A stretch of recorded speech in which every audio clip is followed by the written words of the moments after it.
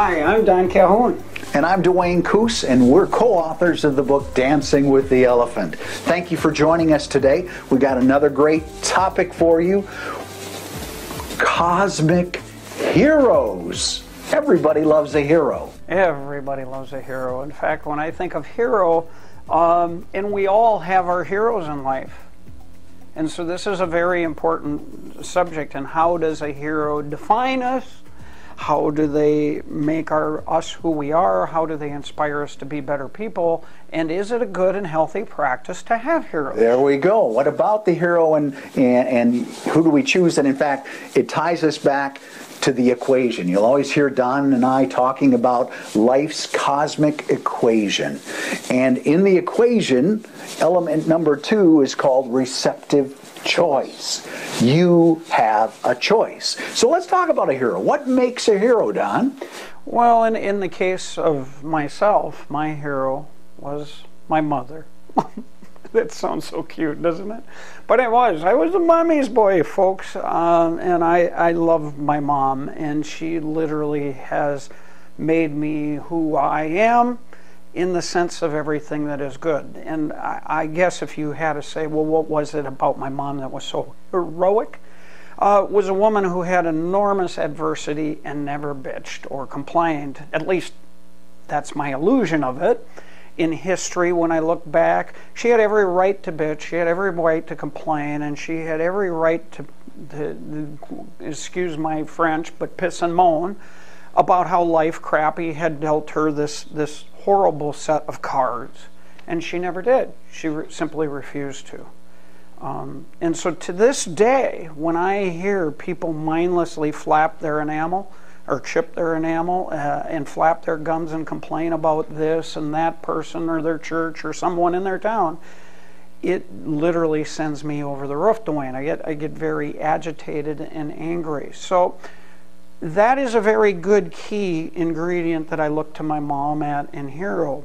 However, I have to be mindful to the audience that my mom was not a perfect human being. And therefore, I shouldn't be so illusionary on my hero picking that I realize I am going to be disillusional about it. And that's where that receptive choice comes in. Joseph Campbell is an author that I've read and a very famous individual when it comes to the aspect of a hero.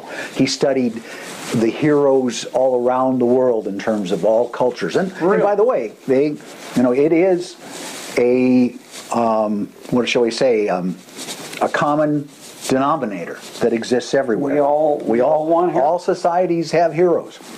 And essentially it's the individual that's faced with the challenge that they have to leave home and become something else.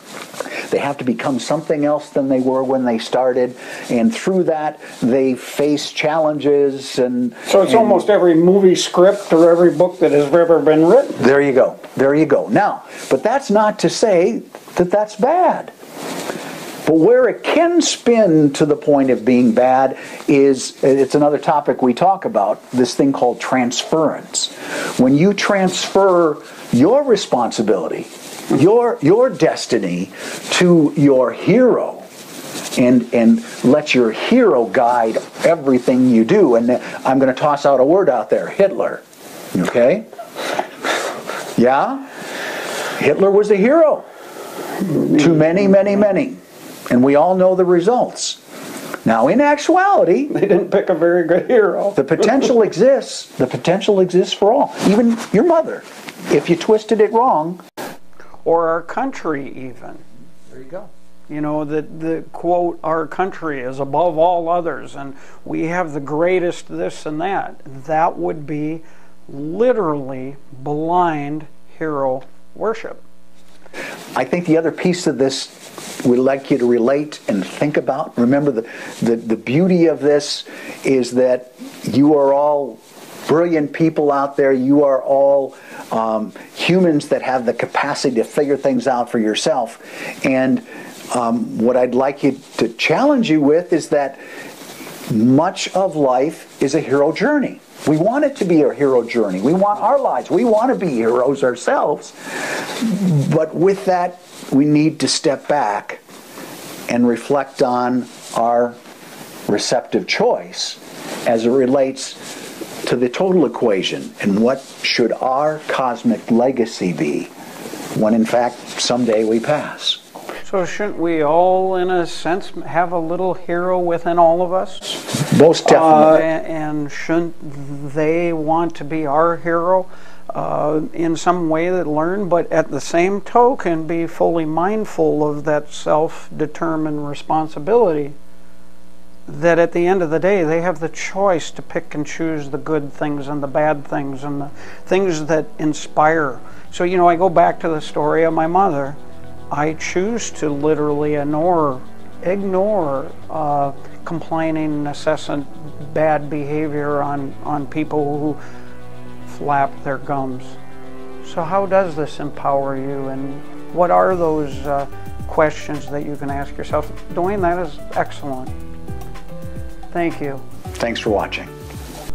If you enjoyed today's information and would like to receive 20 free videos, 20 free videos that cover the key questions that people usually ask about dancing with the elephant, you can go to dancewiththeelephant.com.